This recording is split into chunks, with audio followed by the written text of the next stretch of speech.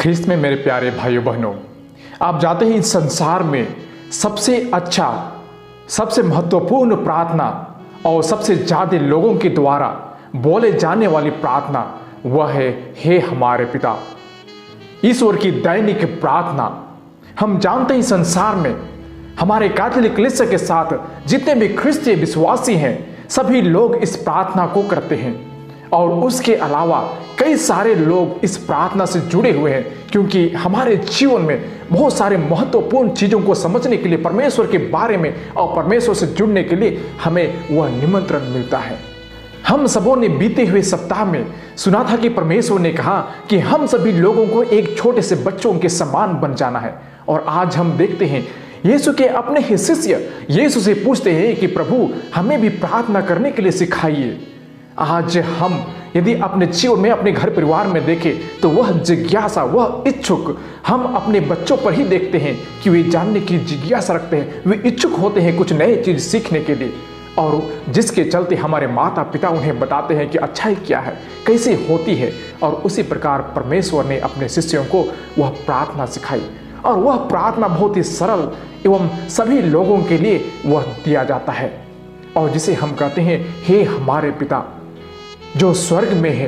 प्रभु यीशु ख्रिस्त ने उस परमात्मा को पिता कहने के लिए हमें सिखाते हैं, क्योंकि वह सबके परमात्मा है, सबके सृष्टिकर्ता है, और उन्होंने ही हम सबों को सृजनहार दिया है, हम सबों को देखभाल करता है, इसलिए हम उसे पिता मानते हैं। और उसी प्रकार उस पिता का हमें आदर सत्कार करना चाहिए, हमें उस पिता का यशुगान महिमा गान गाना चाहिए, क्योंकि वह हमारा परमात्मा है, वह सृष्टिकर्ता है। और उसी प्रकार जैसे वे स्वर्ग में है और जैसे ईश्वर के राज्य में खुशी और शांति होती है, वह खुशी और शांति हमारे इस धरा पर ही भी हो। और आगे हम पढ़ते हैं, हम सारे मनुष्य जाति भी इस धरा पर रहते हुए आपके यहाँ पहुँचने से पहले हम इस धरा पर ही वह स्वर्ग का आनंद प्राप्त कर सकेंगे। और जैसे हम अपने कर्मों से दूसरों को हम व्यवहार करते हैं, दूसरों को हम देते हैं, उसी प्रकार हमें भी आप दीजिए, क्योंकि हम सभी मनुष्य इस धरा पर हम आपके संतान हैं, और जो भी मनुष्य जाति इस संसार पर रहते हैं वे सभी हमारे भाई बहन हैं। इसलिए हम सभी भाई बहन मेल प्रेम से रहते हैं, हम एक दूसरे को सहायता करते हैं, उसी प्रकार हमें भी आप सहायता कीजिए। और कितनी सुंदर प्रार्थना है यदि हम उसे मनन चिंतन करें, यदि हम सोचे गौर रूप से, तो जैसे हम भी अपने अपराधियों को क्षमा करते हैं वैसे हमें भी क्षमा कर। हम अपने भाई बहनों से हमेशा कुछ ना कुछ गलती करते हैं तो हम उनसे माफ़ी मांगते हैं और हम उसे घुल मिल जाते हैं। उसी प्रकार हम भी आपसे नफरत करते हो, आपसे नाराज हो जाते हो, आपको हम भूल जाते हो, तो उन सभी क्षणों में जैसे हम अपने भाई बहन से फिर मिलजुल जाते हैं, हम आप लड़ झगड़ के हम फिर आपस में समझौता कर लेते हैं, उसी प्रकार प्रभु हम भी आपसे समझौता करना चाहते हैं, हमें भी आपके राज्य में प्रवेश पाने दे। इस प्रकार का प्रार्थना हम रोज दिन करते हैं। और तीसरी चीज है कि हम परमेश्वर से यह प्रार्थना करते हैं कि प्रभु हमें प्रतिदिन का आहार हमें दिया कीजिए। यदि हम उसे समझना चाहे तो शायद हमारे जीवन में आज उसका मूल्य नहीं रह गया है, क्योंकि हम सभी लोग अपने जीवन में इतना स्वार्थ भर गया है कि हम परमेश्वर से क्या प्रार्थना कर सकते हैं।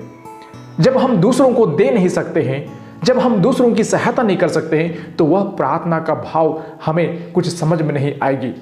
किसी ने ठीक ही कहा था कि यदि हम अपने जीवन में, अपने घर में फ्रिज रखकर हम उसे दूसरे दिन के लिए हम रखें और हम यह प्रार्थना करें कि प्रतिदिन का आहार हमें दे, तो हम किस प्रकार का प्रार्थना कर रहे हैं?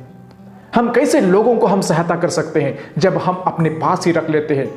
कहने का तात्पर्य यह है कि यदि हम एक्स्ट्रा अपने जीवन में कुछ भी रखते हैं तो वह दूसरों का लूटा हुआ चीज हम अपने पास रखते हैं।